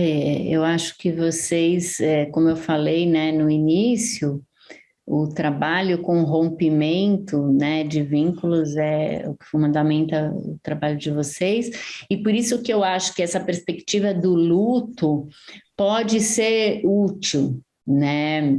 Então, né, Patrícia, quando você fala do trabalho com os adolescentes, porque aí a gente vai entender que alguém que está de luto tem que estar raivoso mesmo, está bravo mesmo, não consegue ver as coisas com bons olhos, né? Vai estar descrente, pode estar com medo, até outras reações, que acho que até é legal de falar. Então, uma inquietação, dificuldade para dormir, ou dormir demais, comer pouco, comer demais, né? Uma agitação, dificuldade de concentração. Tudo isso pode estar presente numa situação de rompimento, né? O meu funcionamento normal, ele é completamente abalado e eu não estou disponível, às vezes, né, para poder, disponível para me relacionar, como eu fazia, para ir na escola, como eu fazia, né, eu estou descrente do que pode acontecer, estou com medo do que pode acontecer, né? Então, acho que essa perspectiva é interessante. Assim como, né, entender que é um processo. E isso pode ter um lado difícil e um lado bom. A ideia de que pode ser longo, mas também a ideia de que termina, né? Porque é um processo, a ideia de que é algo dinâmico, que vai acontecendo e a gente observa uma mudança no processo de luto ao longo do tempo. E tem como a gente facilitar e como a gente dificultar esse processo, né? Como as coisas que a gente já falou servem para a gente entender isso também. Então, se eu apoio alguém que está em luto, provavelmente essa pessoa vai viver o seu processo melhor do que se é uma pessoa que não tem apoio nenhum ou que não é compreendido, né, nessa experiência que ela está. Valéria, boa tarde. Boa tarde. Meu nome é Patrícia Suzacha, sou aqui do município de Dias d'Ávila e trabalho e faço um registro voluntário a uma associação aqui no município. E eu tive uma experiência assim, um pouco assim, até enriquecedora para mim. Assim. Eu estava com uma família lá na instituição, que a instituição é com filarmônica, com dança, filarmônica, dança, oficina de dança e tudo. Então, sempre o pai leva uma criança. E nisso aí tinha uma criança de 10 a 7 anos. Aí eu estava na minha sala assim, e uma sala assim, uma pequena sala, estava sem serviço social. Aí ela perguntou, a criança de 7 anos perguntou, tia, o que é essa sala aí? Eu falei, essa sala aqui, tia, o que é essa sala? E faz o que é essa sala? Aí ela falou assim, não, essa sala aqui é quando a criança, um adulto, está precisando de alguma coisa aqui, às vezes ele não quer contar ninguém, aí me conta. Ela falou assim, eu posso conversar com você? Eu digo, pode. Posso ser na sua sala? Eu digo, pode. Aí ela sentou na sala e começou a contar a história da família dela toda, o que estava acontecendo com a família, coisa que a gente nem sabia, porque a gente só vê o aluno lá no ensaio, a gente vê o aluno, mas a gente não acompanha diretamente a família. E ali foi uma surpresa para mim aquilo ali, dela confiar em mim no momento que eu disse assim, olha, a pessoa pode vir aqui na sala contar que ninguém vai ficar sabendo. Então, se ela tem 7 anos, então ela contou tudo o que estava acontecendo com a família dela, tudo de bom e de ruim, tudo de bom e de ruim. E ali houve intervenção, e aí a gente ficou sabendo, a instituição ficou sabendo, ali houve intervenção, através dessa criança. Então, ela depositou aquela confiança em mim. E achei uma experiência assim, nova assim, para mim, assim, nova. Que legal, né, Patrícia? É isso, né? A criança, quando ela encontra um espaço, uma porta aberta, literalmente, ali para ela vai utilizar disso, né? Ela só não vai utilizar se ela tiver encontrado muitas portas fechadas. Se muita gente bateu porta na cara dela antes, aí talvez ela não pergunte mais e não pergunte mais, mas, né? Se não aconteceu isso com ela, a criança, nós como seres humanos, a nossa tendência é confiar, a nossa tendência é buscar o seguro, o conhecido. O que acontece muitas vezes é que as experiências foram tão ruins, tão difíceis, que as crianças se fecham, deixam de acreditar naquilo que seria o mais natural e o melhor. E aí a gente vai tentar abrir a porta, a gente vai abrir de novo a porta, né? Obrigada. Obrigada a você. Bom, pessoal, deu nosso tempo aqui. Eu queria, primeiro de tudo, agradecer imensamente a Valéria pela disponibilidade, pela participação. Acho que pela fala incrível, né? Acho que trouxe muitos caminhos para a gente olhar para esse tema que é tão desafiador dentro dos serviços de acolhimento, né? Então, acho que trouxe muita luz aí para a gente pensar nesse tema. Acho que as perguntas também ajudaram muito a gente a pensar mais, a ampliar. Então, Valéria, muito obrigada pela participação hoje, em nome do Instituto Fazendo História. E, pessoal, agradecer a todo mundo também pela participação aqui hoje. Obrigada mesmo. Obrigada, gente. Até a próxima.